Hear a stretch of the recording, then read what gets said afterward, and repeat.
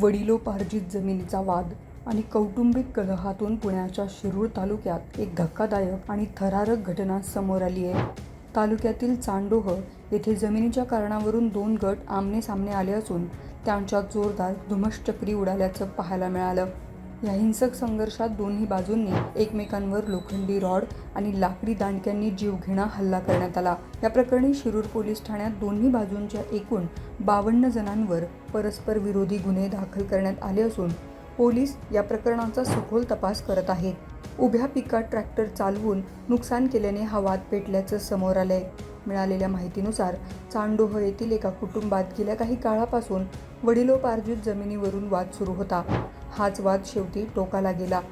घटनेच्या दिवशी एका गटातील लोक ट्रॅक्टर, पिकअप आणि कार अशा वाहनांमधून मोठ्या संख्येने घटनास्थळी दाखल झाले. त्यांनी थेट शेतात घुसून तेथील उभ्या गवारीच्या पिकात ट्रॅक्टर घातला आणि पिकाचे अतोनात नुकसान करण्यास सुरुवात केली. आपल्या कष्टाचे पीक उद्ध्वस्त होत असल्याचे पाहून दुसऱ्या बाजूच्या लोकांनी तात्काळ धाव घेत त्यांना जाब विचारला. यावरून दोन्ही बाजूंच्या लोकांमध्ये जोरदार बाचाबाची सुरू झाली आणि त्याचे रूपांतर काही वेळातच मोठ्या हिंसक हाणामारीत झाले. 50 ते 60 जणांच्या जमावाचा एकमेकांवर जीवघेणा हल्ला करण्यात आला.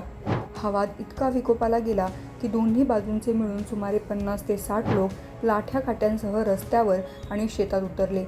दोन्ही गटांनी कायदा हातात घेत एकमेकांवर लोखंडी रॉड, लाकडी दांडके आणि लाथाबुक्क्यांनी बेदम मारहाण करण्यास सुरुवात केली. भर दिवसा घडलेल्या या रणकंदनामुळे संपूर्ण परिसरात प्रचंड भीतीचं आणि तणावाचं वातावरण निर्माण झालं होतं. या तुंबळ हाणामारीत महिलांसह दोन्ही बाजूंचे अनेक लोक गंभीर जखमी झाले आहेत. जखमींना तातडीने उपचारासाठी रुग्णालयात दाखल करण्यात आलं. या संघर्षात उभ्या गवारीच्या पिकाचेही मोठे नुकसान झाले आहे.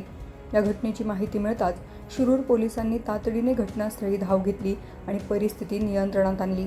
या प्रकरणी दोन्ही बाजूंनी दिलेल्या परस्पर विरोधी तक्रारीवरून पोलिसांनी दोन्ही बाजूंच्या एकूण 52 जणांवर मारहाण, दंगल घडवणे, बेकायदेशीर जमाव जमवणे आणि जीवे मारण्याची धमकी दिल्याप्रकरणी गुन्हे दाखल केले आहेत. शिरूर पोलीस ठाण्याचे अधिकारी या गुन्ह्याचा तपास करत आहेत. जमिनीच्या वादातून घडलेल्या या हिंसक घटनेमुळे संपूर्ण शिरूर तालुक्यात खळबळ उडाली आहे. शगुफ्ता शेख, लोकमत.com, पुणे.